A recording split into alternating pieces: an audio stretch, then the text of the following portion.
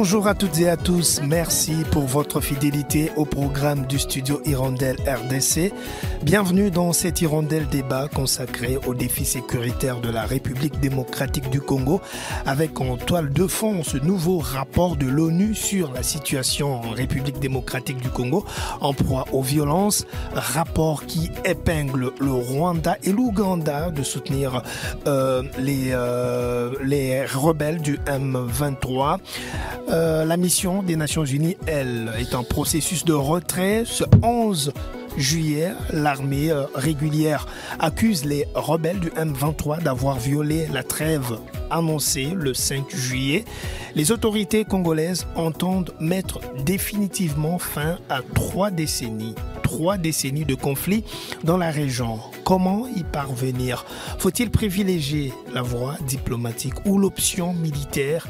Quelle situation sécuritaire après le départ de la MONUSCO? Pour en parler, nous recevons dans ce studio Carlos Mopili.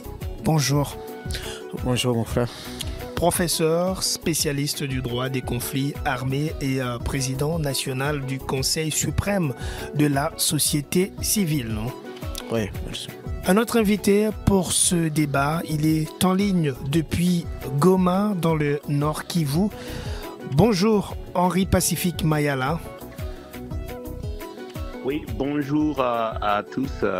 Merci de nous accueillir ici.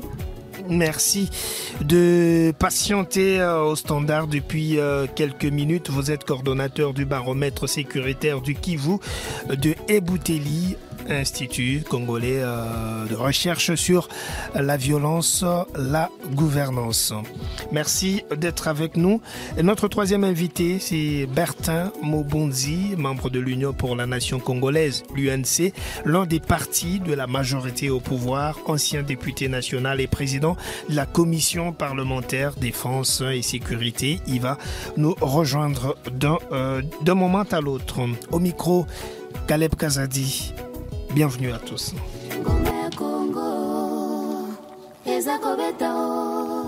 La situation sécuritaire dans l'est de la République démocratique du Congo reste préoccupante. Le 5 juillet, les États-Unis ont annoncé une trêve humanitaire censée durer 2 semaines. Ce 11 juillet, les FARDC, Forces armées de la RDC, ont accusé les rebelles du M23, soutenus par le Rwanda, d'avoir attaqué leur position dans le territoire de Masisi, violant ainsi cette trêve. Carlos Mopili, aujourd'hui, que vous inspire ce non-respect de la trêve humanitaire dans l'est de la RDC? Merci, je salue tous les auditeurs et téléspectateurs. Avant qu'on nous mette des mots dans la bouche, trêve humanitaire, imposée par les États-Unis d'Amérique, qui est un pays qui vit la paix, un pays sécurisé, il faut présenter la situation sécuritaire de la RDC, telle qu'il a présenté le premier citoyen congolais, le commandant suprême, le président Félix Tshisekedi. Devant plusieurs tribunes, et même le président de l'Assemblée nationale, Vital Kamerhe, tous où toutes les autorités affirment haut et fort que le Congo est agressé. La RDC sous l'agression rwandaise. Cela veut dire quoi? Lorsqu'un pays est agressé, cela veut dire qu'une partie de notre territoire est occupée par l'armée rwandaise. Comment présenter l'agression, un pays agressé? Parce que cette émission est suivie par des adolescents, par les écoliers et les élèves. Lorsqu'un pays est agressé, selon Mouzé Laurent Désiré Kabila, un pays c'est comme une parcelle. Dans une parcelle, il y a le salon et il y a des chambres. Maintenant, l'agresseur c'est comme un voisin qui a des brigands et qui casse la fenêtre et qui accède dans une chambre, peut-être des enfants, où il y a des filles et des garçons. Il commence à frapper les enfants, à violer les filles. Et l'attitude des parents, c'est quoi? C'est d'appeler la police, c'est d'aller crier pour chercher des preuves que voilà, le voisin, avec ses enfants, occupe une chambre. Et maintenant, le commandant ou le bourgmestre, il dit, il y a une trêve. Cela veut dire, la chambre à coucher des enfants reste occupée par le bandit donc les enfants bandits du voisin, et vous, les parents, vous laissez les enfants dans cet état-là. C'est ça ce que signifie la trêve humanitaire imposée par les États-Unis d'Amérique. Mais dans cette situation d'agression, les dégâts, ils sont considérables. Il y a des populations qui se déplacent. Il y a des morts.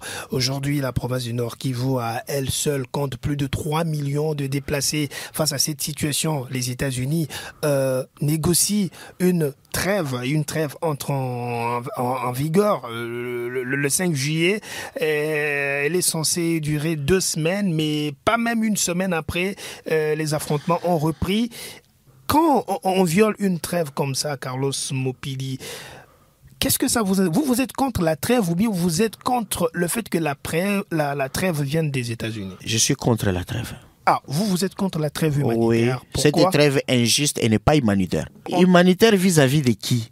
Les États-Unis est en guerre contre la Russie à l'entremise de l'Ukraine. Alors on parle de la République démocratique du Congo. On aura l'occasion de revenir sur différents aspects de cette question de la sécurité de la République démocratique du Congo. En ligne avec nous depuis Goma, Henri Pacifique Mayala, coordonnateur du Kivu Security Tracker. Bon, ça va, c'est bon. Mon accent anglais. Le baromètre sécuritaire du Kivu en français. En quelques mots, vous qui êtes sur place, quelle situation prévaut ce 12 juillet matin au moment où nous enregistrons cette émission? Alors, merci encore à cher Caleb de nous avoir et bonjour à mon co-débatteur. La situation reste inquiétante telle que vous l'avez présentée. Elle n'a pas changé, mais encore évolué.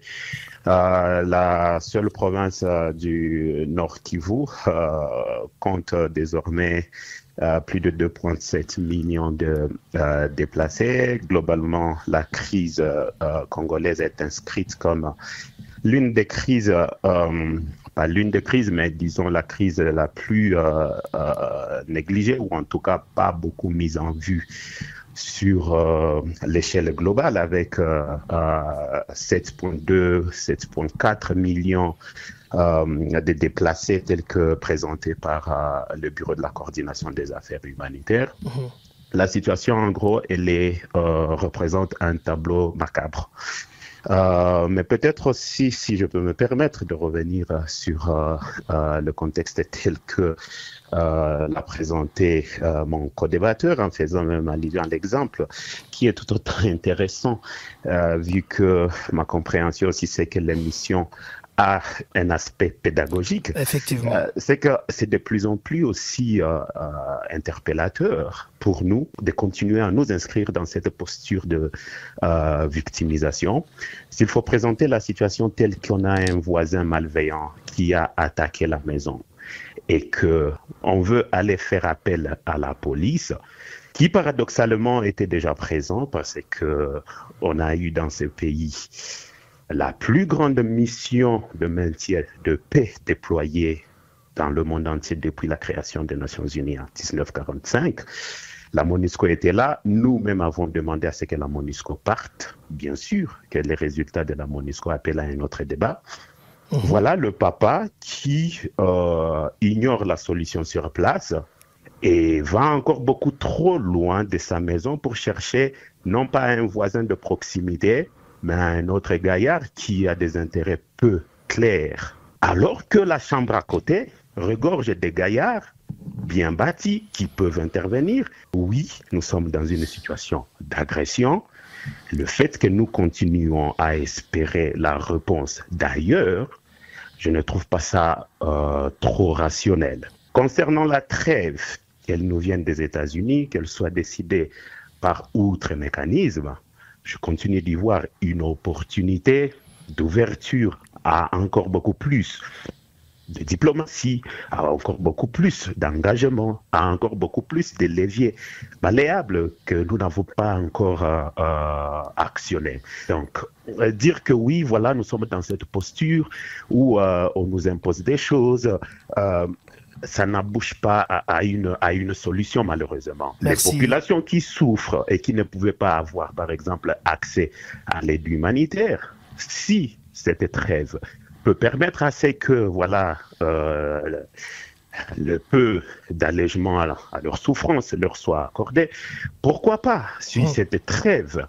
pouvait être respectée, ou en tout cas sur base des leçons, parce qu'on doit aussi se rappeler que ce n'est pas la première expérience. Il y a eu une première expérience où encore au lendemain de la trêve, on se retrouvait que le M23 a beaucoup plus réorganiser ses troupes et gagner même en terrain. Et merci à vous deux pour cette métaphore d'une maison, d'une famille avec des chambres. Donc voilà, c'est bien pour la vocation pédagogique de cette émission. Carlos Mopili, vous avez eu une réponse à l'intervention tout à l'heure de Henri Pacifique Mayala.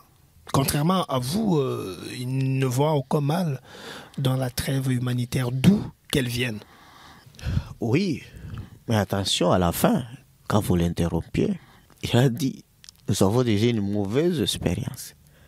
C'est-à-dire, on a déjà un précédent malheureux par rapport à une trêve humanitaire qui nous vient toujours de l'extérieur. C'est vrai d'avoir un regard. C'est un devoir d'histoire. C'est vrai d'avoir un regard sur l'histoire du pays, mais là, nous sommes dans un contexte particulier. Il y a deux voisins qui en veulent aujourd'hui à la République démocratique du Congo, et la situation sécuritaire qui se détériore. Vous avez même suivi Bintou Keïta, la patronne de la MONUSCO, affirmer que la situation sécuritaire s'était détériorée ces derniers mois. Qui sont responsables de cette situation sécuritaire préoccupante aujourd'hui, Maître Mopili? Je voulais corriger le gouvernement congolais, surtout dans leur mauvaise communication, de vouloir africaniser l'insécurité à l'Est, alors que le gouvernement congolais est conscient et qu'il lit les archives. Il y a les archives depuis Laurent Désiré Kabila. Il y a Didier Moumengi qui est le ministre de la communication. La RTNC est là avec les quinzaines de veilles patriotiques.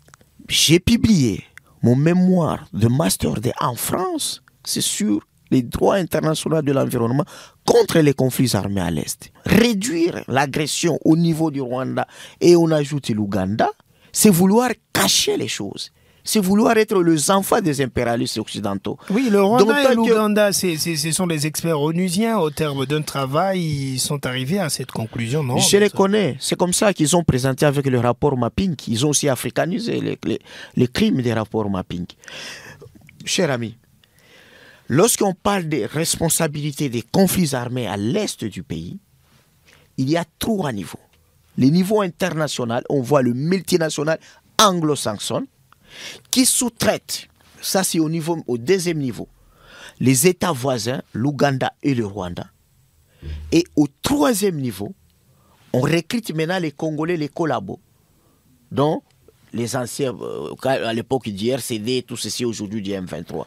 Donc, dire ça, que... C'est votre analyse que vous faites de cette situation. Non, ce n'est pas mon analyse, c'est l'analyse qui est la plus scientifique. Et personne ne peut me contredire. Est-ce qu'au Congo ou en Afrique, dans quelle boutique on voit les armes lourdes? On connaît d'où viennent les armes lourdes. Donc ça c'est une question qu'il faut faire la précision. Il ne faut pas condamner la fièvre, mais il faut condamner la malaria, c'est-à-dire le microbe. C'est pourquoi les États-Unis d'Amérique, c'est pourquoi les conseils de sécurité hésitent de prendre des décisions, des vraies décisions, contre le Rwanda et contre ce que vous dites, l'Ouganda. Pourquoi on ne sanctionne pas le Rwanda? Mais pourquoi on sanctionne la Russie? C'est parce que le Rwanda, c'est la face visible des multinationales qui servent des intérêts politiques des Occidentaux. C'est en tout cas la lecture de Maître Carlos Mopili, professeur spécialiste du droit des conflits armés en ce qui concerne la crise dans l'Est de la République démocratique du Congo. Je signale l'arrivée à l'instant en studio de Bertin Mobonzi, notre troisième invité. Je vous l'annonçais à l'introduction. Bertin Mobonzi, membre de l'UNC, l'Union pour la Nation congolaise. Oui, je suis honorable Bertin Mobonzi, membre de l'Union pour la Nation congolaise, parti cher à l'honorable Vital Kamerhe. Et vous avez été président de la commission parlementaire défense et sécurité.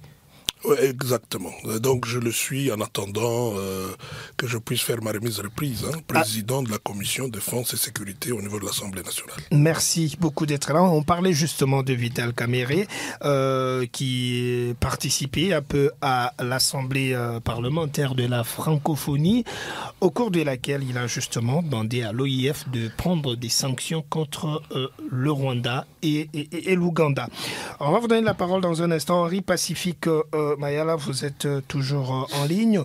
Le numéro 1 de la MONUSCO a prévenu début juillet au Conseil de sécurité que l'expansion du M23 était je cite, un risque très réel de conflit régional plus large. Que faut-il redouter concrètement? Alors, merci encore une fois et bonjour à Moukouboua Bertin.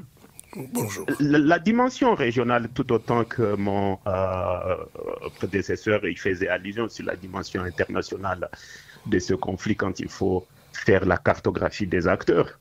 Tout cela est bon, mais il est quand même injuste de ne voir que l'extérieur et de sembler faire semblant comme s'il n'y avait pas de causes internes congolaises à ce conflit.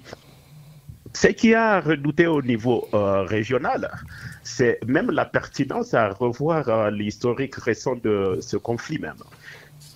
L'Ouganda qui est en conflit avec le Rwanda, 2 ans où il n'y a pas de relations diplomatiques, et nous adhérons dans un bloc régional où ça ne va pas et où nos intérêts ne sont pas vraiment très bien reflétés. Et nous allons directement donner à l'Ouganda l'opportunité de faire jonction Bunagana-Rutshuru-Goma, qui est perçue tout naturellement comme une menace économique grave pour le Rwanda, qui se voit asphyxié. Et d'un coup, le projet qui devrait commencer autour de 2020, 2021, nous avons un M23 qui survient de nulle part. 2022, il y a le fils du président Museveni qui s'active diplomatiquement pour établir les relations entre l'Ouganda et le Rwanda. Et on va se souvenir que si nous avons gardé pour mémoire que Bunagana est tombé en juin 2022, la première tentative était de mars. Et à l'époque, les UPDF avaient combattu contre le M23 pour protéger les intérêts économiques, c'est-à-dire les engins de l'entreprise DOTS, entreprise ougandaise, qui avait le marché de la construction de cette route-là. Pour ne pas beaucoup trop m'atteler sur cette question, nous nous retrouvons dans une situation où le Rwanda et l'Ouganda harmonisent leurs relations.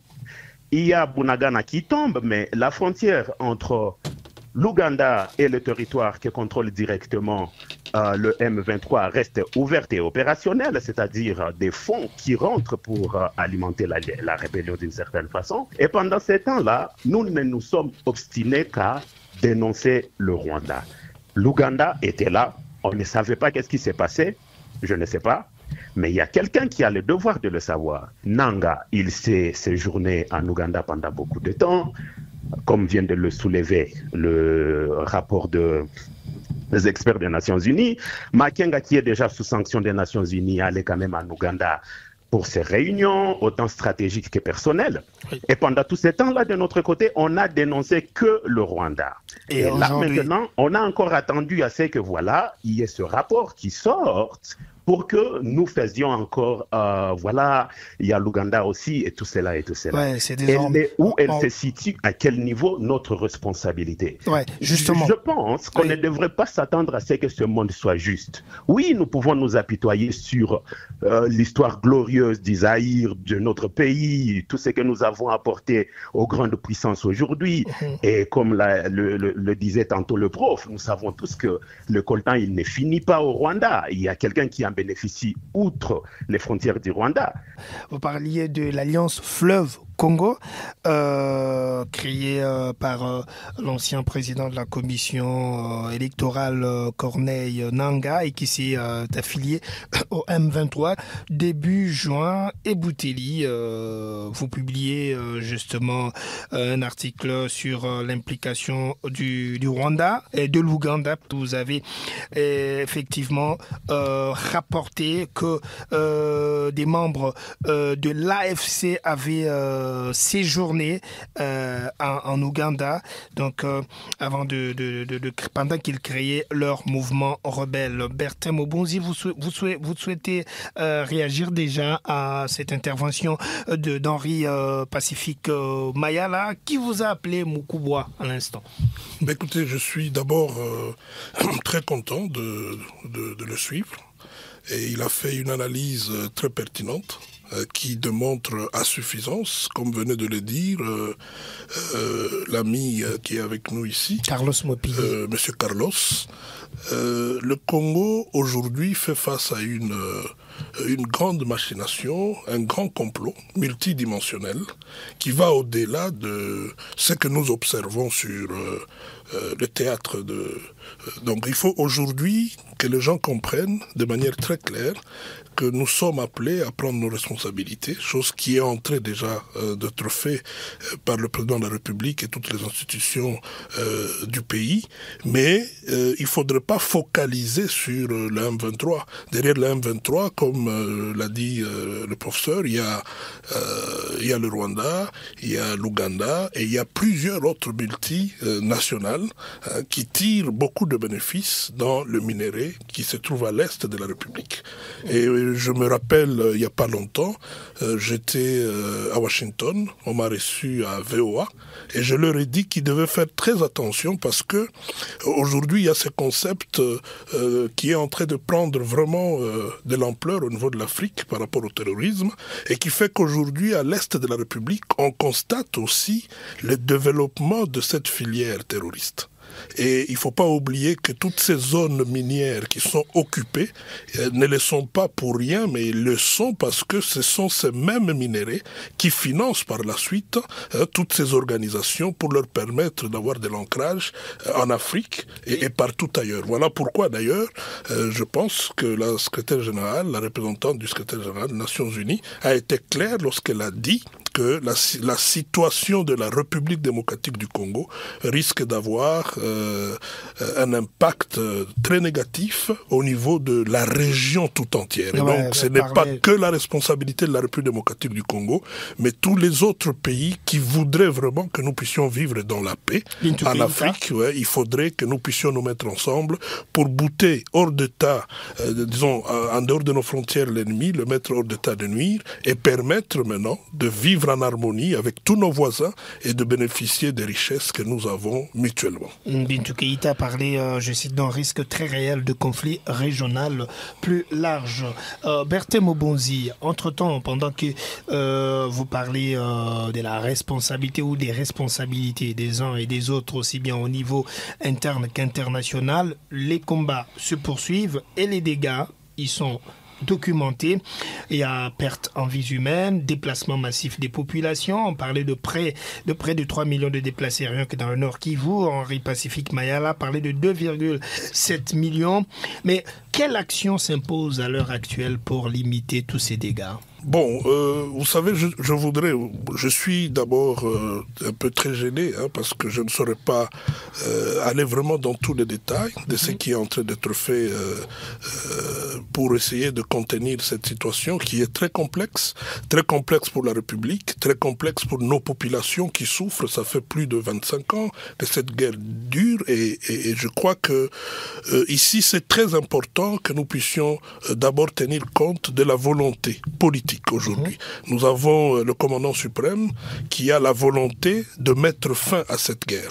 Et sur ce plan, il y a eu un déploiement à deux niveaux, un déploiement sur le plan militaire, mais aussi un déploiement sur le plan diplomatique. Et donc, lorsque vous évoquez la présence de Vital Kamerhe au Canada, effectivement, c'est toujours dans le cadre de ces déploiements diplomatiques de toutes les institutions pour permettre à ce que nous puissions, sur ce terrain-là, nous rassurer que nous pouvons aussi avoir la possibilité de trouver des solutions. Maintenant, du côté militaire, du côté de la guerre, comme je le disais, c'est assez complexe, mais on doit quand même se rassurer qu'aujourd'hui, lorsque vous regardez au niveau du président de la République, au-delà de la volonté qu'il a, au niveau de l'Assemblée nationale, la Commission défense et sécurité a beaucoup travaillé, par exemple, pour que nous puissions accroître le budget de la défense, ce qui est déjà une chose très positive. Nous sommes en même temps très préoccupés par le contrôle parlementaire, qui est très, très, très important pour permettre de filtrer la chaîne de dépenses de l'armée. Vous avez le gouvernement aujourd'hui avec la première ministre qui vient d'arriver. Elle s'inscrit dans cette vision de placer vraiment parmi les priorités la fin de la guerre et permettre à nos populations de l'Est de vivre dans la paix et la sécurité. Oui, et ensuite, maintenant, c'est la justice. La fin de la guerre a toujours été au centre des programmes du gouvernement, pas que de cette équipe, mais bien avant Souminoa Toulouka, même le gouvernement Samalou Kondé, même le gouvernement d'avant. Cette question de la sécurité du pays était toujours au centre du programme. Mais voilà, les résultats. Où en sommes-nous? Mais pourquoi on n'en finit pas? Vous aurez peut-être l'occasion de nous répondre tout au long de ce débat. On va redonner la parole à Carlos Mopili. Comment la RDC aujourd'hui peut-elle s'en sortir face à cette situation d'agression? D'abord, je salue l'honorable.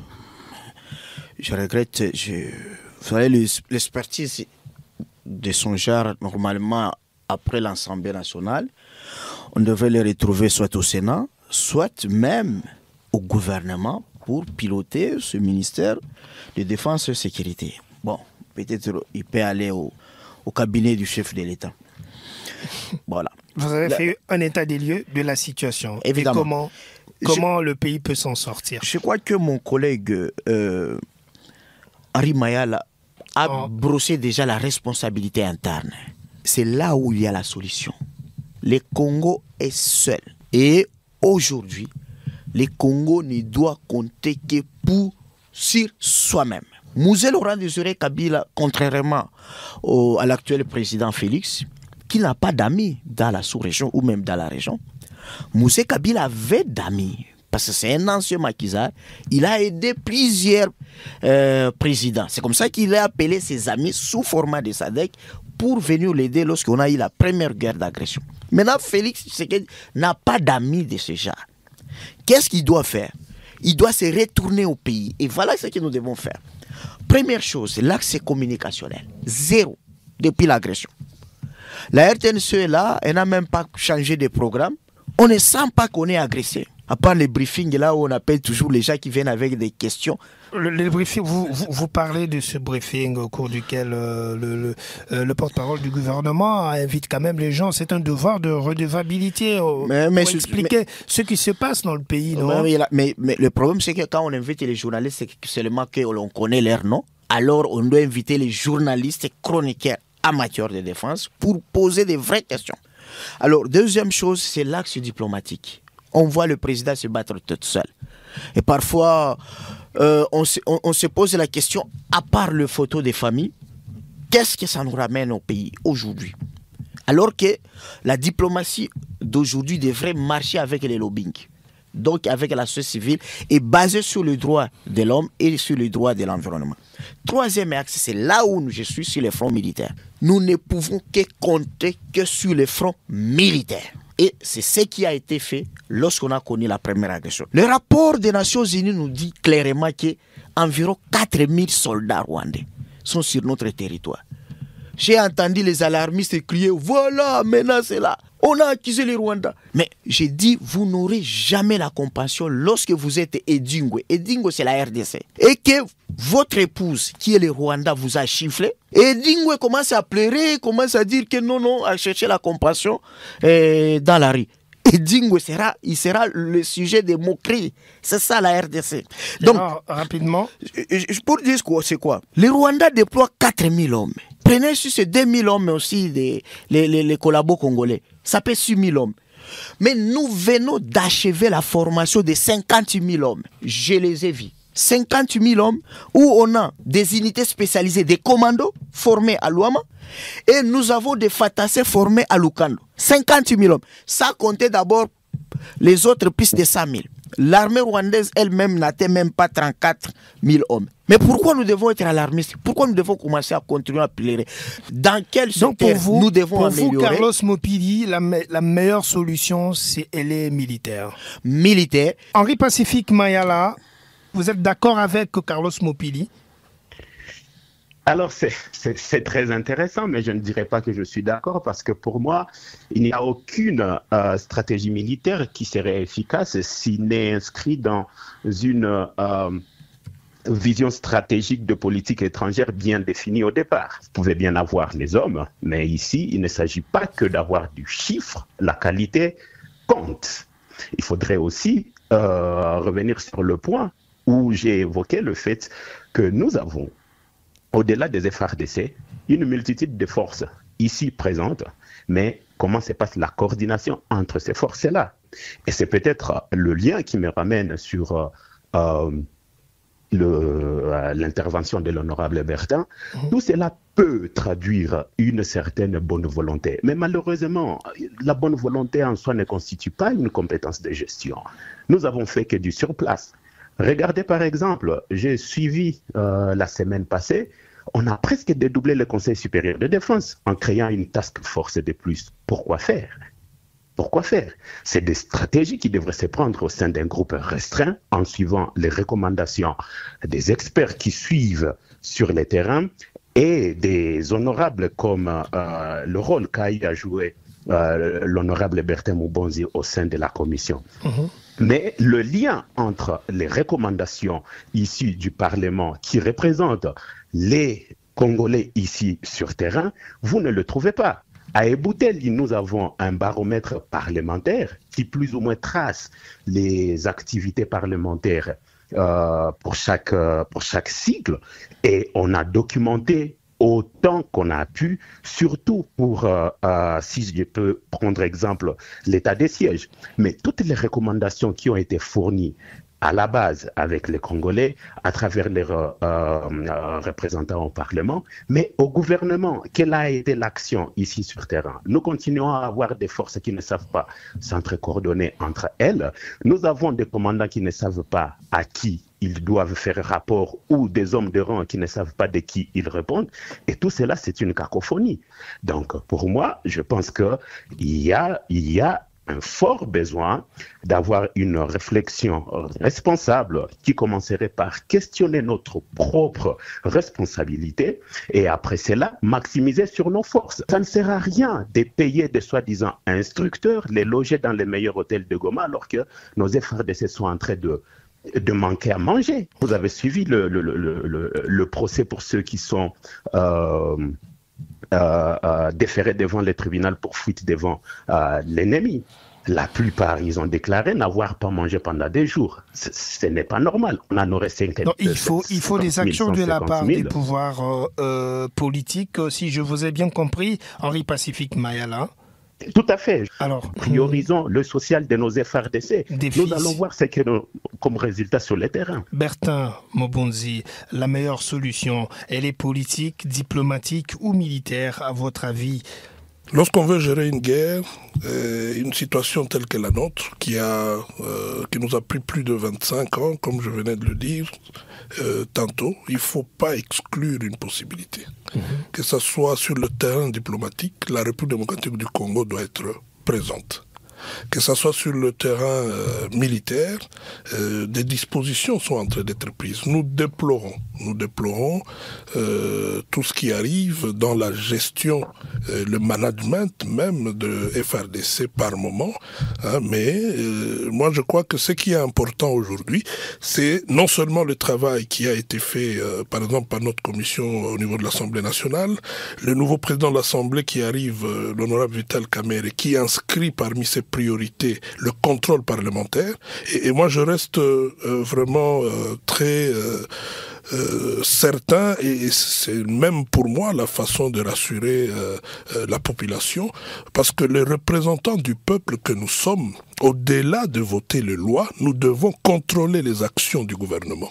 Et donc la meilleure façon pour nous de jouer notre rôle pendant cette guerre, au-delà de lois que nous mettons en place pour renforcer et permettre la montée en puissance de notre armée, là je cite par exemple la loi de programmation militaire que nous avons adoptée au niveau de l'Assemblée, une loi qui permet aujourd'hui d'avoir une idée assez claire de ce que nous voulons de notre armée et qu'est-ce que nous devons faire pour que cette armée soit réellement en mesure de garantir la paix et la sécurité au niveau de toutes nos frontières.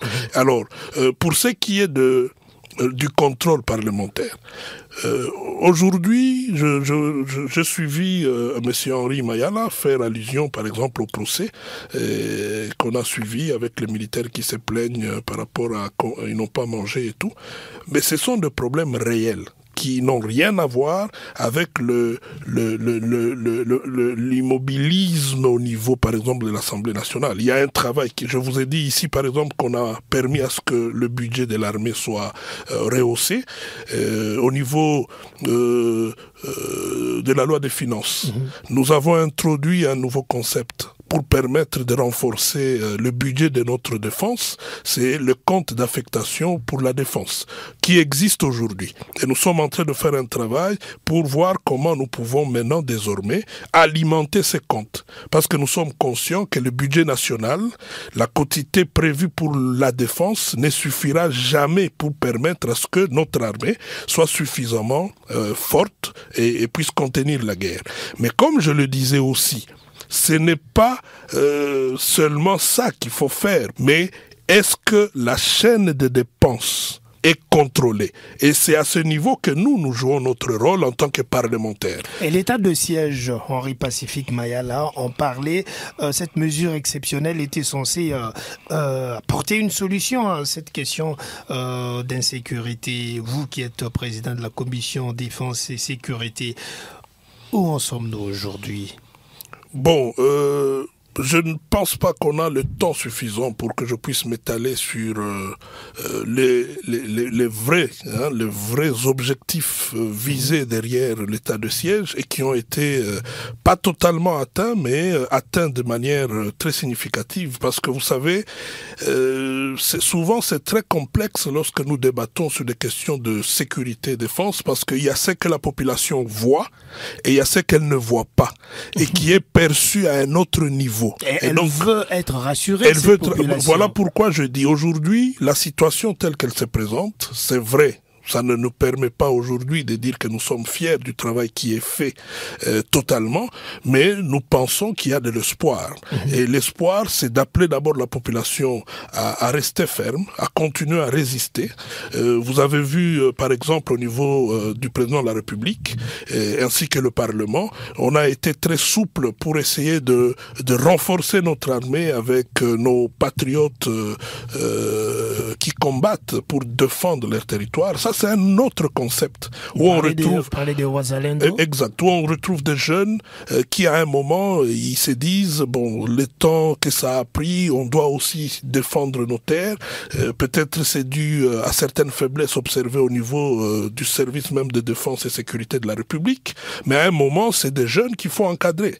Et nous Est-ce que cet encadrement il existe déjà ou pas? Bon, il y a déjà la loi, c'est très important. Moi je suis parlementaire, donc la loi est déjà là. Ce qui est très important, le président de la République a nommé un général qui va s'occuper d'eux, et je crois que dans l'opérationnel, maintenant, il y a un grand travail à faire pour se rassurer que ça sera vraiment une force avec laquelle nous pouvons compter. Carlos Mopili, que pensez-vous du travail abattu par les pouvoirs publics comme vient de l'exposer à l'instant Bertin Mobonzi? Je crains, parce que quand on sent le milliard de dollars, vous voyez déjà qu'il y a de mauvais conseillers qui viennent souffler au chef de l'État de créer des structures pour qu'ils se retrouvent. C'est ça le problème. Vous allez voir le dédoublement de ces structures. Ce sont des gens, ce sont des structures budgétivores Et c'est là où vous verrez que peut-être la grosse partie de ces budgets peut être envolée. Nous avons défait les M23 sans créer des structures. On a laissé tout au commandement militaire. Qu'on laisse tout au commandement militaire. Qu'on laisse l'armée gérer son argent. Il y a l'inspection qui est là pour contrôler les choses. Qu'on laisse la police gérer aussi son argent. Et il y a aussi les inspecteurs pour les contrôler. Nous sommes dans une situation, pas de prévention des conflits, mais nous sommes dans une situation d'agression. Monsieur le journaliste, oui, monsieur le professeur. Quand vous êtes agressé, les droits vous autorisent la légitime défense, pas d'appeler la police. Quand il y a un invité qui vient et commence à vous gifler, vous devez esquiver, vous devez barrer. C'est ce qu'on appelle légitime défense. En droit pénal, on dit que ce n'est pas une vengeance, mais plutôt la police de soi-même. Et moi, je ne suis pas d'accord avec le pro-rwandais qui passe défiler pour dire nous n'avons pas une armée, oh derrière le Rwanda il y a l'OTAN. Le Rwanda est en conflit avec le Burundi. Et que pensez-vous mais le de Rwanda n'a jamais, s'il vous plaît, le Rwanda n'a jamais eu, même pas la force de récupérer 2 cm du territoire burundais, alors qu'il y a les Tutsis et les Hutus au Burundi. Bon, vous savez, Monsieur Mobonzi. Moi je ne peux que rassurer Monsieur Carlos Mopili. Il a tout à fait raison lorsqu'il dit qu'il faut compter sur notre armée. C'est la seule armée que nous avons et c'est une armée la 8e, suffisamment outillée. Mais je voudrais, c'est quand même important de le savoir, et je l'ai toujours dit d'ailleurs, on ne peut pas sous-traiter la sécurité d'un État souverain, comme la République démocratique du Congo. Donc nous devons compter sur notre armée, nous devons mettre le moyen pour permettre à cette armée de monter en puissance, nous devons renforcer le contrôle, j'insiste, pour que nous puissions nous rassurer que nous n'allons pas nous retrouver en face des militaires qui n'ont pas mangé, en face de militaires qui n'ont pas de tenue. Donc il faut une synchronisation d'action autour de notre armée et que nous puissions tous espérer que c'est cette armée qui va effectivement nous permettre de sortir de cette situation. Défi sécuritaire de la République démocratique du Congo, nous en parlons dans cette hirondelle débat avec nos invités, mais vous aussi, si vous souhaitez nous dire ce que vous en pensez, eh bien c'est simple. Merci de vous rendre sur notre Facebook et laissez-nous votre commentaire. Nous allons parler maintenant du départ de la MONUSCO. C'est vrai que la mission onusienne a définitivement quitté le sud Kivu. Les troupes de l'ONU ne sont plus présentes que dans le nord Kivu et à Ituri. Bintou Keïta, la patronne de la MONUSCO, a signifié qu'il n'y avait pas encore d'échéance pour le retrait de ces provinces. Mais le départ, il a été décidé. Comment voyez-vous la situation sécuritaire du pays après le départ de la MONUSCO, Henri Pacifique Mayala? Alors, après le départ de la MONUSCO, certes, ça ne va pas être le déluge, je l'espère bien, mais quand même, je pense qu'il aurait fallu encore une bonne réflexion et surtout d'éviter à tout vouloir politiser, surtout pas la sécurité des populations locales. Le départ de la MONUSCO, comme nous tous nous l'avons constaté, la phase d'essai, et s'il faut revenir encore un peu plus en arrière sur l'historique, c'est depuis 2018 que même à l'époque du président Kabila, la RDC demandait le départ de la MONUSCO parce qu'en fait, je pense qu'on avait beaucoup d'attentes de cette mission et malheureusement on n'a pas eu les résultats. Il faudrait aussi ne pas prendre le tout dans une sorte de monolithe parce que les dynamiques se diffèrent. Le Sud Kivu aujourd'hui, en tout cas la partie sud de la province du Sud Kivu, les dynamiques que vous avez là-bas, elles sont tout autant préoccupantes que les dynamiques que nous avons au Nord Kivu, mais de loin différentes. Aujourd'hui, dans les hauts plateaux du Sud Kivu, principalement territoire de Fizi et Uvira, il y a un vide sécuritaire. On ne l'a pas encore constaté, peut-être pas jusque-là, mais il y a encore des signes qui ne montent en tout cas pas. Déjà au mois d'avril, peu avant que soit effective le retrait, encore que il faudrait se souvenir qu'il y a certaines bases pratiquement les plus sensibles où la MONUSCO a déclaré dans son dernier communiqué d'avoir cessé les opérations, mais que la remise effective de ces sites-là aux autorités compétentes n'aura lieu qu'à un moment ultérieur, sans vraiment donner beaucoup de précisions. Quand vous essayez d'analyser la situation dans cette zone, je reviens de Minembwe, il y a à peu près 2 mois, au niveau de Minembwe, l'administration politique elle est presque inexistante. Nous avons suivi les controverses qu'il y a eu autour de la création de cette commune rurale et donc l'absence de l'État, il s'est fait sentir dans le plus profond. Les communautés ne devraient pas décider de leur devenir. L'État a le monopole d'user de la force, l'État a le monopole d'imposer aux communautés sur leur vivre ensemble. À Mikenge, il y a à peine 100 FRDC, une étendue de presque un pays. Dans le Lulenge, il n'y a pratiquement aucune présence des FRDC. Et c'est là, quand vous supposez que certainement la MONUSCO détenait de matériel militaire sensible, il n'y a pratiquement pas moyen de juste partir comme ça et de laisser que ce matériel se retrouve du jour au lendemain entre les mains des forces irrégulières. Quand nous allons vers le nord Kivu, ce qui est une situation pratiquement semblable à la situation, en tout cas au sud Kivu, dans les endroits où la MONUSCO a dit avoir cessé les opérations, mais que la remise effective des sites n'allait intervenir qu'ultérieurement, vous vous rendez compte que la partie contrôlée par les forces irrégulières, prenons par exemple actuellement le nord Kivu, il y a Rutshuru, pratiquement Massissi et une partie de Lubero depuis un temps qui échappe totalement à l'autorité de l'État. Et donc, comment envisager le départ ou le retrait de la MONUSCO dans ces zones-là? C'est une mathématique qui devient du coup impossible. La question qui nous interpelle, c'est comment est-ce que tout ceci a été envenimé? Au lieu de réfléchir d'une façon stratégique, on a voulu tout politiser. Le départ de la MONUSCO est passé pour une rhétorique politique de campagne. Et tout cela, c'est malsain. On a parlé du Nord Kivu et du Sud Kivu. Qu'en est-il de la situation en Ituri? Et tout à fait, la situation, elle est presque la même, parce qu'en Ituri, au-delà de la menace EDF qui de plus en plus se rapproche maintenant du territoire de Mambasa, vous avez l'ouest, je veux dire l'est de la province, Djougou et ça va me revenir, qui aussi échappe au contrôle de l'autorité de l'État. Il y a Codeco qui fait la loi là-bas. Et donc, aujourd'hui, s'il faut que la MONUSCO parte, oui, ils peuvent se retrouver dans une position sensible, dans le sens où le matériel militaire sensible, on ne le laisse pas comme ça. Et puis, il y a aussi peut-être le problème d'accessibilité pour des régions comme Minembwe qui sont vraiment dans des endroits où pendant longtemps les routes n'ont pas été entretenues ou qu'il n'y a pas eu de circulation sur certains axes. Mais le plus préoccupant, c'est en effet à qui on remet, à qui on donne cette responsabilité. Certes, après va venir la question sur la responsabilité de la protection des civils.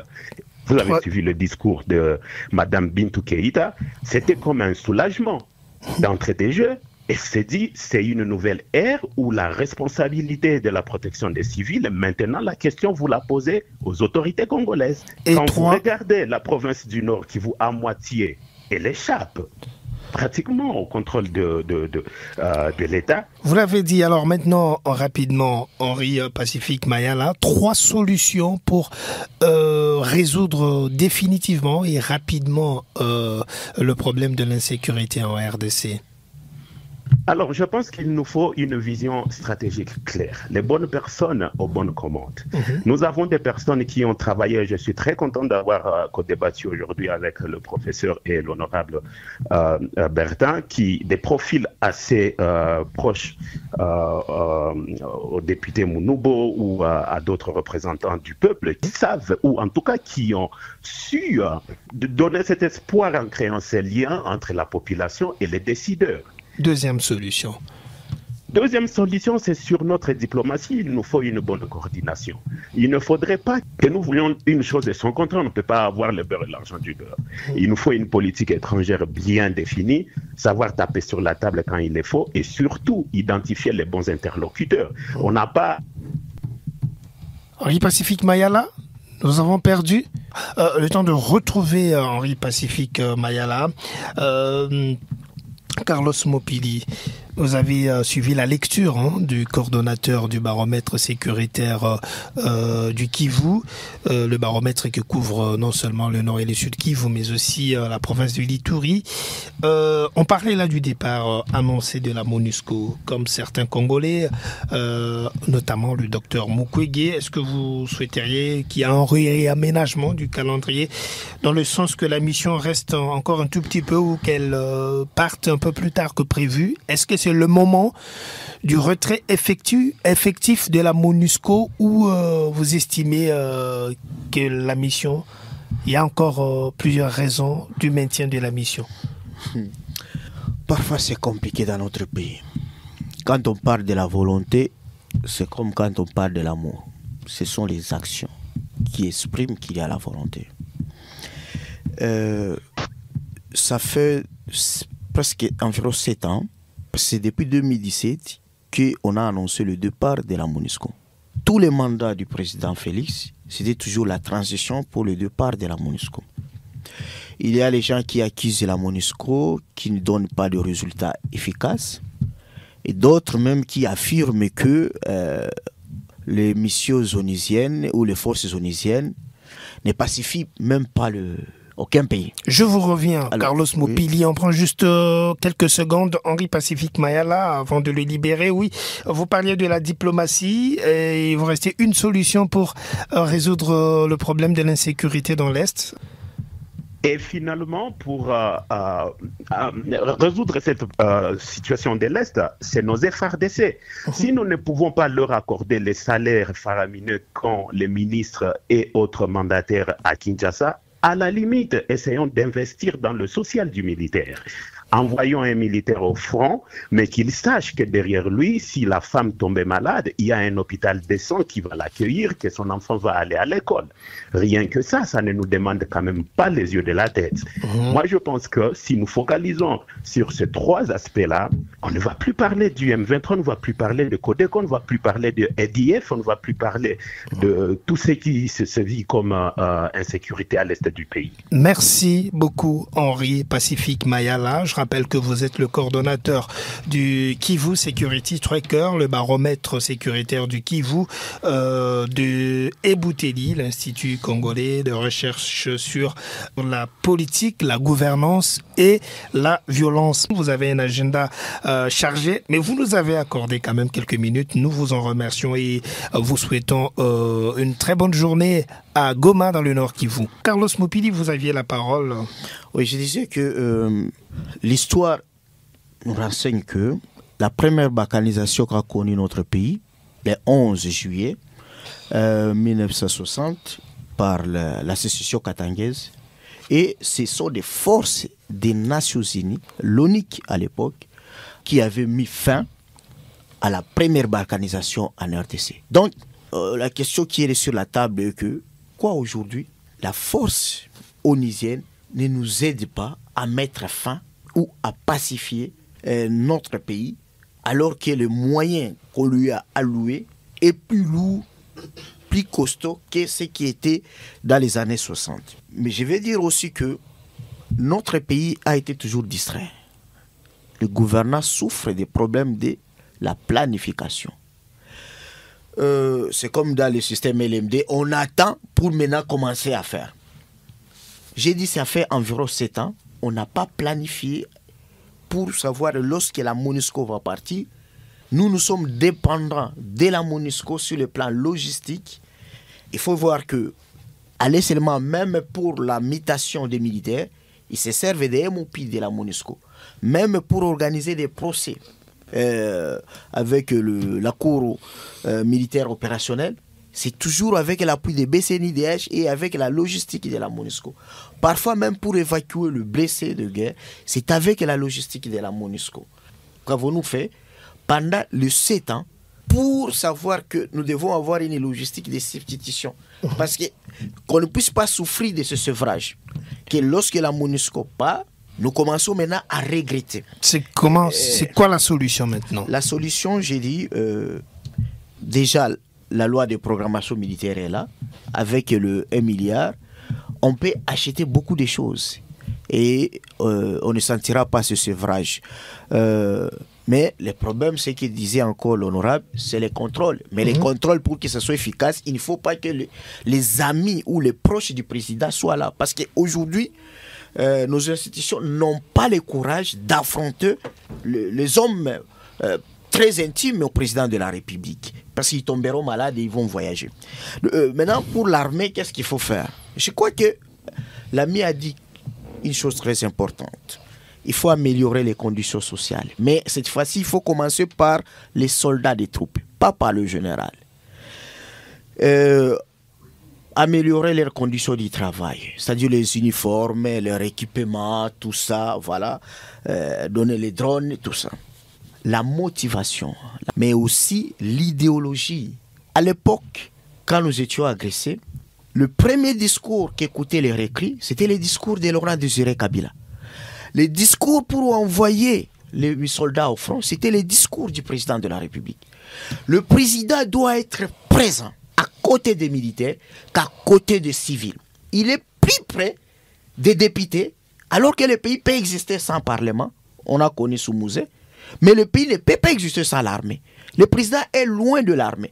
Il assiste aux inhumations des pasteurs, des femmes des pasteurs, mais nous voulons voir le président, comme c'est le cas en France, où le président Macron préside des cérémonies de l'inhumation des marines. Comment vous dites que le président est loin de l'armée alors que c'est lui-même le commandant suprême des armées? Non, mais c'est ce que j'ai dit. Avez-vous déjà vu le président visiter plusieurs fois les centres d'instruction militaire pour leur passer le message? Il faut qu'il passe le message. C'est lui le commandant suprême. Et enfin, la méritocratie. C'est-à-dire la méritocratie marche avec les sanctions. C'est que l'homme qu'il faut à la place qu'il faut. Il faut revoir les commandements. Il faut revoir les services de renseignement, leurs équipés. Et on ne donne pas de grades, on ne donne pas de promotions lorsque des villages tombent.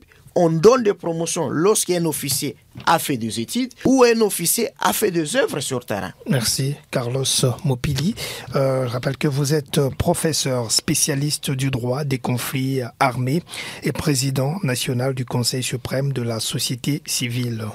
Bertin Mobonzi, est-ce que vous avez planifié ce retrait? Quid de la sécurité du pays après le départ de la MONUSCO? Alors ici, il ne faut pas qu'il y ait une confusion dans la gestion de cette opération. Ça, c'est une responsabilité du gouvernement. À notre niveau, vous pouvez vous rassurer que nous avions eu un entretien très clair avec la MONUSCO. Nous avions eu un entretien très clair avec la partie gouvernementale en tant que parlementaire pour que nous puissions nous rassurer que tout était mis en place pour que nous puissions prendre la main en tant que République. Donc aujourd'hui, ils sont en train de partir. La République démocratique du Congo a pris des dispositions pour que partout où ils quittent, que nous ayons une police qui soit en mesure de sécuriser nos frontières et nos populations. Merci à vous, Bertin Mobonzi, député national, président à ce jour de la Commission parlementaire défense et sécurité. Merci d'être venu, de vous être présenté. Même si vous êtes venu en cours de l'émission, vous avez fait le maximum pour arriver tout de même. Merci à vous qui nous écoutez de partout à travers la RDC via nos radios partenaires. Merci de nous suivre également sur notre site internet www.studiohirondellerdc.org. N'oubliez pas nos réseaux sociaux Facebook, X, Instagram et YouTube. Excellente semaine à toutes et à tous. Merci. Ceci est un programme du studio Hirondelle RDC avec les soutiens de l'Union européenne.